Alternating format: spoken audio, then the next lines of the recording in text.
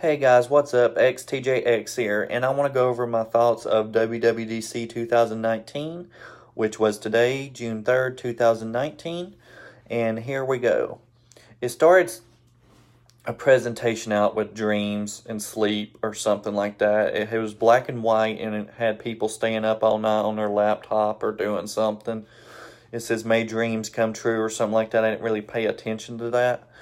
But they started off with a presentation of tvOS, which I didn't really pay no attention to because I don't have an Apple TV or anything like that. So I was just like, whatever on that. But then they came to watchOS 6, which is coming with a few good features, but didn't really impress me much. I know they're going to do menstrual cycles for women. They're going to start tracking that. They're going to start tracking your hearing with decibels, and they're going to have an all-new app store. What I think of an app store on a Apple Watch is pretty much just the app store version they have on the Watch app now on iPhone. That's probably going to be pretty much it. It's probably not going to be all the apps on the Apple Store Watch. I think it's just going to be Apple related watch apps, not like Facebook or anything like that. And that did somewhat impress me, I guess, but not really much. And I liked the new watch faces, especially the sundial. I liked it. And I like the digital numbers. I like that one too. But that's as far as I know, that's what's coming to watchOS 6. And then they introduced iOS 13. And iOS 13 was a big letdown for me. It had still the same home screen, the same icons as iOS 7. Since iOS 7, this could have been the year they could have done an overhaul. But no, they wanted to stick with them flat icons. I mean, at least they could have put a widget up top like the iPad OS has, or something, like to monitor your activity or the weather or something. I mean, just something creative instead of having this boring home screen with no widget or anything like that. And of course we got dark mode, which everybody knew that was coming in iOS 13. And I was pretty impressed with it. And there's some other stuff that I found a little confusing and didn't really understand the point of it. Like in messages, they're going to start doing a style like WhatsApp app and the messenger app, which lets you create like a username and picture and stuff like that. Don't really see the point in that yet. I'll just have to test it out when I do get it, which I'm not doing it right now because it's going to be full of bugs. And currently, as of now, I have no devices to test it on because the other devices I have are not compatible with iOS 13. Like the iPhone 5S is not compatible. The iPad Mini 2 is not compatible. And the iPod 6th generation is not compatible. I may try to get my hands on an iPod 7th generation just to beta test stuff with, but not too sure yet. But anyways, the maps did impress me. Like Google Street View, it just seems like Apple's far with the times as far as this goes. But they showed a new layout of the maps, which was pretty impressive.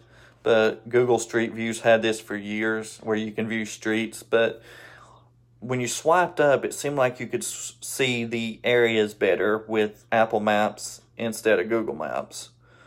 Like on Google Maps or Google Street View, whatever, you can just swipe up and you can see like blurry visions. And in this presentation at Apple, it seemed like it was real life, like real clear maps instead of not these blurry Google Street Maps. But as far as that goes, Apple is far beyond past years on this. They should have invented this years ago. So they're pretty much trying to polish up what they haven't done over the years and what Android has already done. They're trying to polish it up and say it's new. And of course, dark mode, I went over that, and I think I went over the messages. And oh yeah, the Find My app. the Find My app is going to be Find My iPhone and Find My Friends combined into one app. It's going to even tell you where your iPhone is located, whether your phone is off or on, or the battery's dead, or it has no signal. It's going to use Bluetooth to signals from other iPhones near you to try to track your device. So it's going to use Bluetooth signals and try to find another iPhone that's near you, and then it can find it using Bluetooth signals, which is pretty cool. I'll just have to go learn more on that. And there was some other stuff in iOS 13. I really got bored with it, honestly, watching the presentation. I stopped. Let's see, where did I stop? I think it's right before they started talking about the messages, the new Messenger or Messages app or something like that. I stopped there. And I think they also said you can use an Animoji or a me emoji as your profile picture. Whoop-de-doo. And then once I stopped watching WWDC, I just kept track of it on Facebook and stuff like that. And they introduced a new Mac. Let me tell you something about that Mac. It looks like an expensive cheese grater. Yes, I said it. Expensive cheese grater. Because it looks like a cheese grater. Excuse me. And I don't even remember the price of it, honestly. And I really didn't care for the price because that thing was ugly. And it was just a cheese grater to me, honestly.